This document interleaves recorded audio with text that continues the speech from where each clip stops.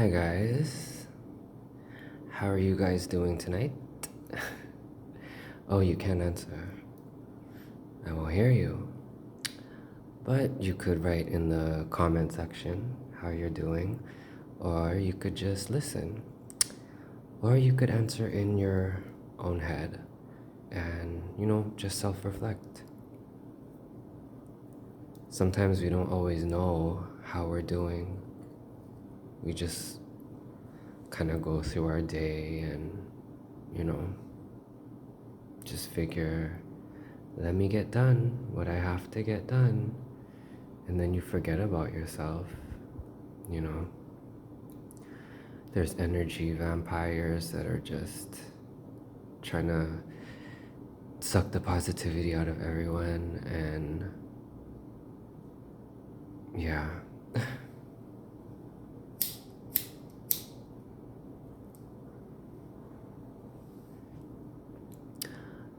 I don't really have anything prepared.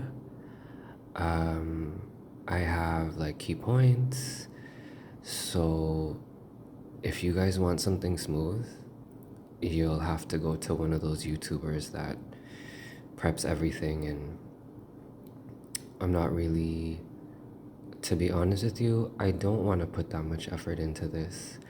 I'm trying to get out my story, and hopefully people can learn or relate or are comforted or educated, like whatever. Like, this is for everyone, and I hope you can bear with me.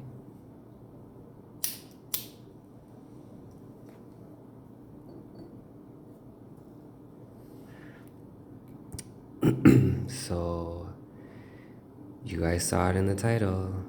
It's an ASMR or wannabe ASMR, and I'm just gonna talk about, my HIV diagnosis and how I found out, how I was dealing with it.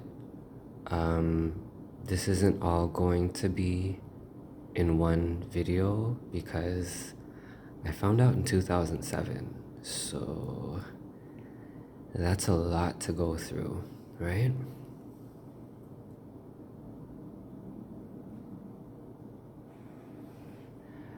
Okay, remember I told you guys this is not going to be so smooth. I wanted to add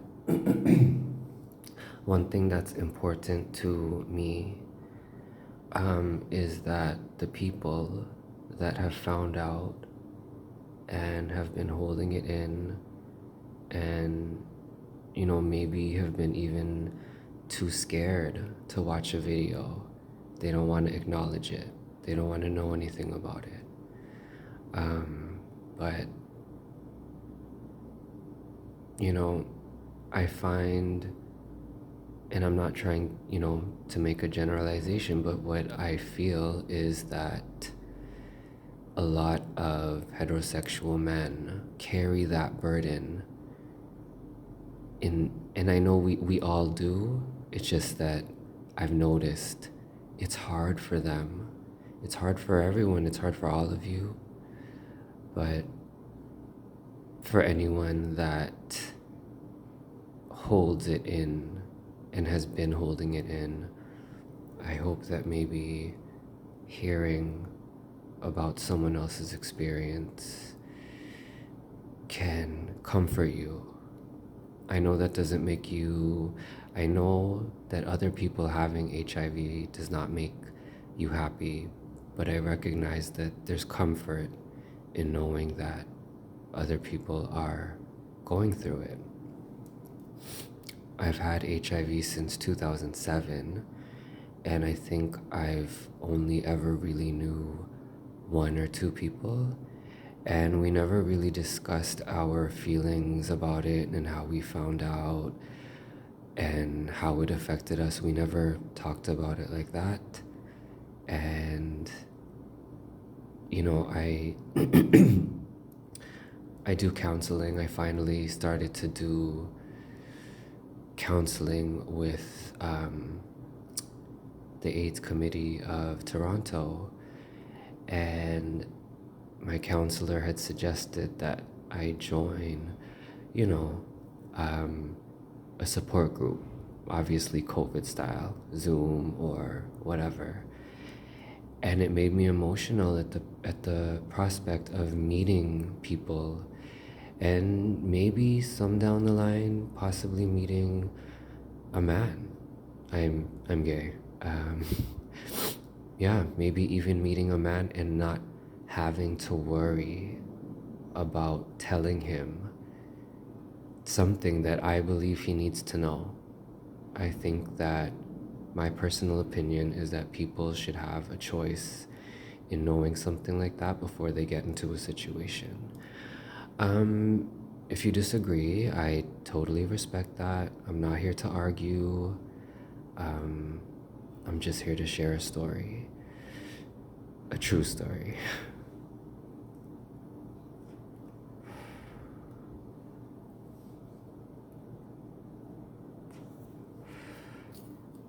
So, it was October 17th, 2007. And I know that already sounds like I'm like reading off a paper, but I I didn't forget a date like that. I couldn't. I couldn't forget. So the way it happened was I was getting sick a lot. I got a cold a lot. I got the flu a lot. And I went to the doctor and I said, "You know what? Test me for everything. Just test me for everything." And I really wasn't sure. I didn't think I would hear back. Um, but about a couple of days later, um, I got a call. I was still living with my mom, so she actually got the call because the doctor's office only had the house line. So my mom told me that the doctor is on the phone, and she gave me the phone and I was called in. I was nervous. I knew that him calling me something was, I guess dire is the word. I don't always know how to articulate properly. But yeah, so me getting the call from the doctor, I knew it was I knew it was something. So basically I got into, the doctor's office and he said, "You tested positive for HIV." And my world, it crashed. It crashed. I felt like I had died. I didn't die, but in a sense, I did.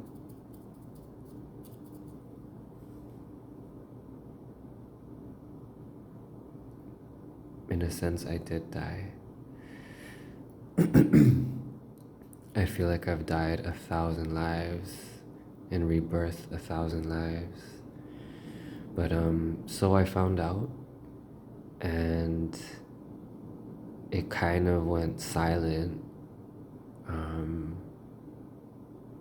almost like a ringing in the ear, and just, a weakening of the body. And my eyes watered. I didn't want to break down. Um, I don't like to.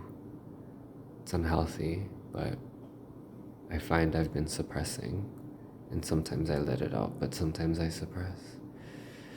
So I don't remember too much of the conversation other than, public health says that you are obligated to call your most recent partners and tell them that they have to get tested. And to me, that was like, oh, wow.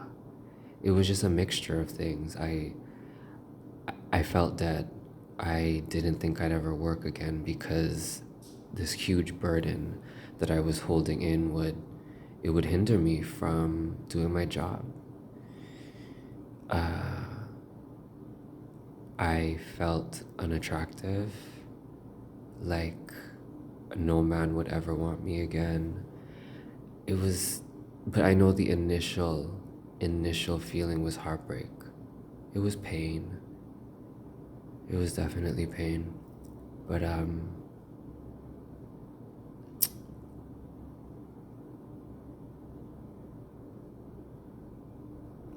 I left the doctor's office in pain and confusion, and I called my friend, and I was on the street, and I couldn't hold it in, and I just started crying and crying, and I told her flat out, and she started crying, and you know, along with the pain, that touched me.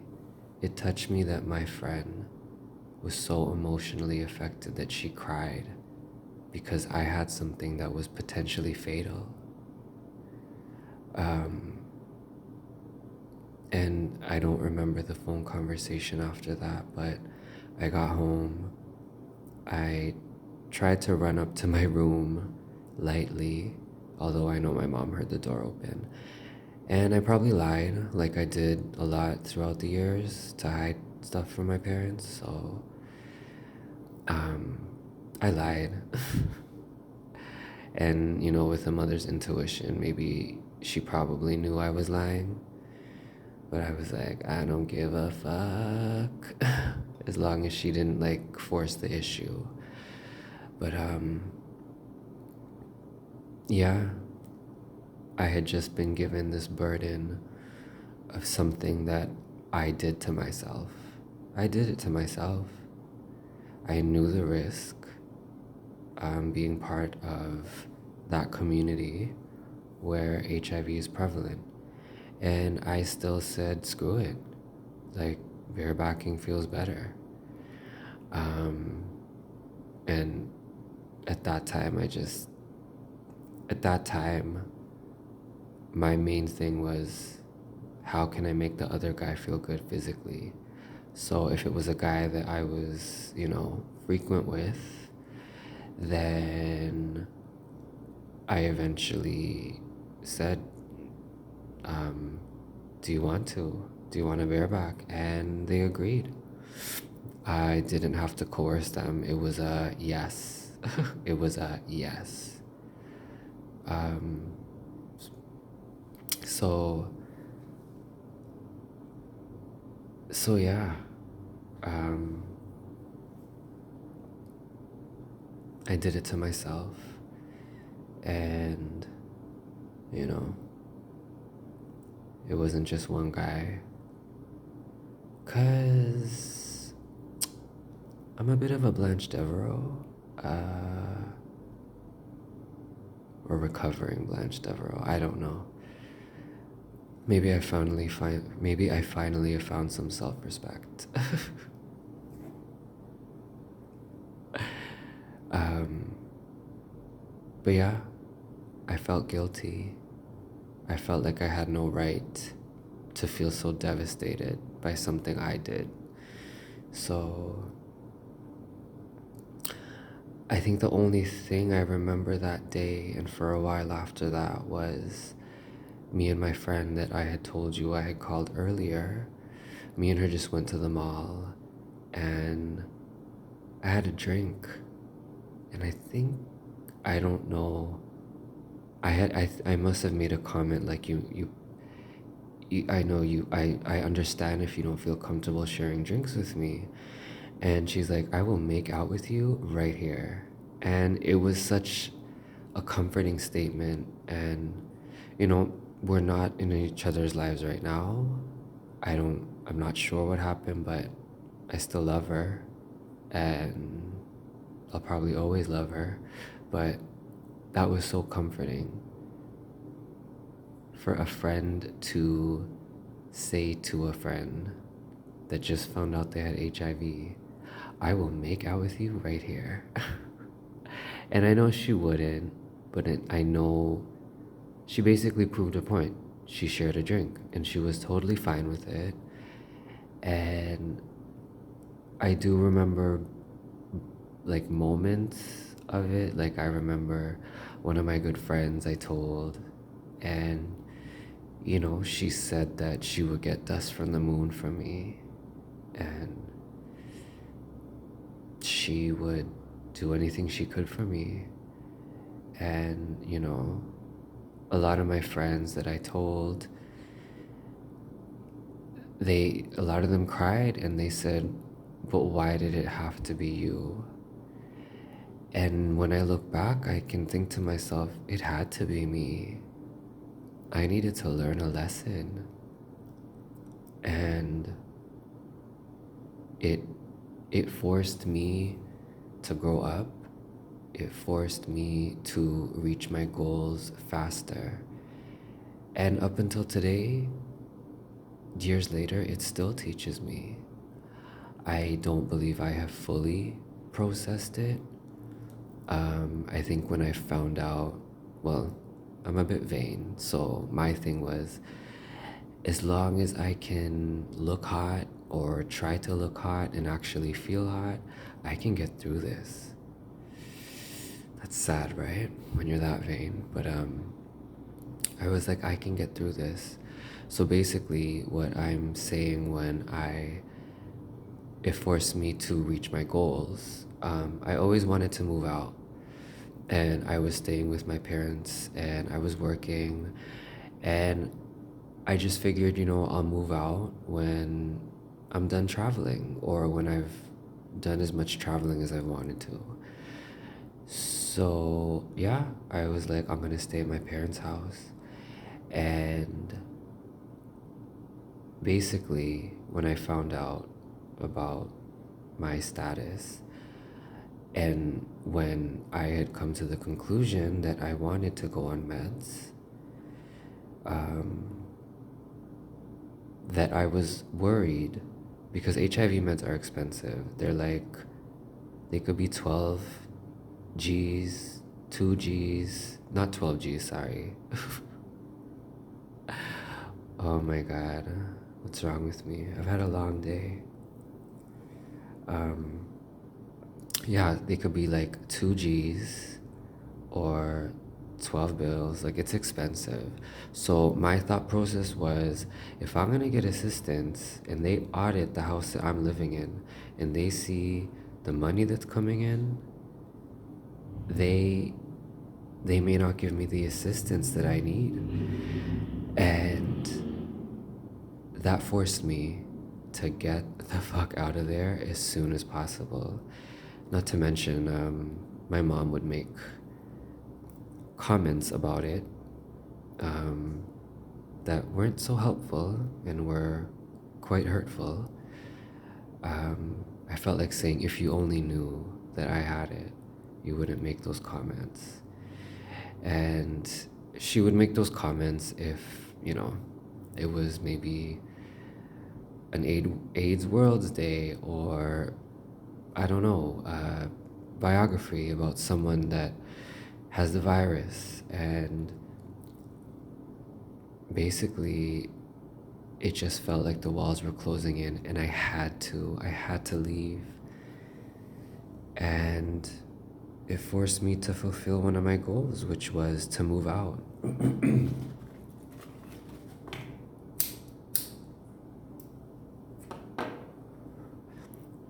I like my freedom, and I hope and pray I can always maintain that, and my health. This is gonna sound weird, but ever since I went on the meds, and oh, sorry about the shaking. Oh my gosh.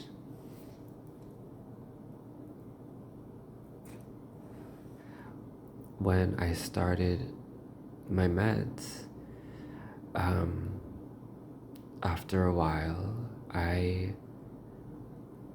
I got I got better. I wasn't getting sick often. I was actually rarely getting sick. Um, and it's weird because I would get sick less often than other people, you know. But um, I guess I don't know if you guys are keeping up with the story since I've mentioned the medication. Um, Sorry, I'm smoking a cigarette. Oh, and that other smoke is incense. Um, and maybe something else. Um, for me, the meds was a pretty fucked up time because um, I I had a reaction to it, but it was like it was normal, and I basically broke out in a rash. I also got something called molluscum, but that wasn't from the meds. That was when my immune system was very low. Um,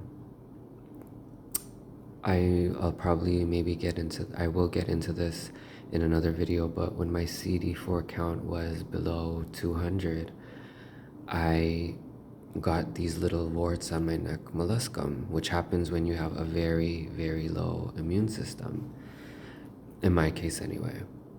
And so I had to get them frozen off, but every time I got them frozen off, it brought back the ones that were just waiting to surface. So my neck looked like a battlefield. My body just looked like it was just defiled. But you know what? I got through it and my skin cleared up. My health it was good. I still consider my health to be good. Um,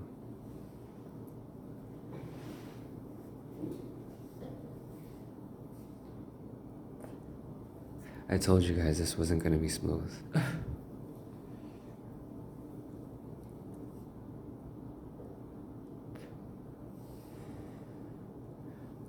Oh yeah, so basically,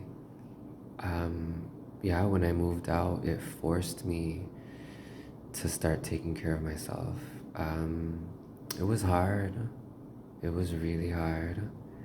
It was lonely. Um, it was lonely, you know. Life changes. Life changes when you grow up. When you have to pay your own bills, and when you know, you have to fight to always make it work. Um, I mean, yeah, I have parents, and I have had to move in with them for some time for another issue, bipolarism, manic depression, blah blah blah. We'll get into that in another video. But I had to move back in with them. I needed it at that time, but it came to a point where I'm like, I'm getting better, and I'm remembering I want my independence again. Smoking cigarettes outside isn't doing it for me. But it's a fight because I don't want my parents' house. I don't want to look at that as an option. I want to pretend there's no option so that I'm totally completely self-sufficient. And it forced me to grow up. And for anyone that is in the process, this is a warning. Life gets fucked up. Life gets fucked up. That's not me being negative. I mean, if it's perceived as negative, I accept that. I look at it as realistic. The world gets fucked. You lose people. People that you thought were maybe forever friends, or like your sister, your brother, you think they're forever? No. No. Don't think in terms like that.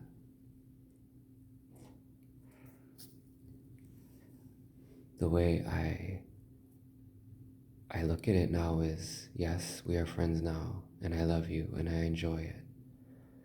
But I'll also acknowledge the fact that there may come a day where either we just drift, or our growing personalities are just too different, but in a way that it doesn't gel well together.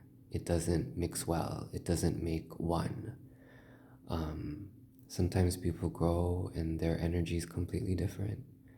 And it's not to say one is bad, it's just, it's how life is. So I guess, unsolicited advice, although I can't stand it, try to be as self sufficient as you can. Yes, it's important that we reach out for help.